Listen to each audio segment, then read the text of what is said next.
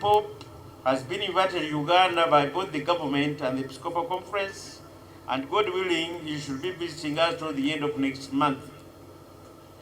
It's our culture here in Uganda that when we expect visitors, we prepare very well for them so that they find us ready to receive them.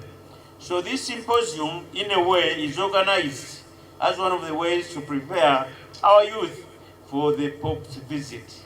Omusomo kirwadde kintu kikulu nnyo nti abaana bano babuulirwa ebizibu ebikirimu n'engeri gye bayinza okwewalamu ababuzaabuza ne babajja olumu ku misomo gyabwe oba nga baakamala okusoma ne babatwala ebweru ate ne bakozesa ebintu ebimu bigenda kubeera bigonjolwa ng'engeri gye bagenda obigamba Papa, so olw'okulaba we can get solutions to these problems.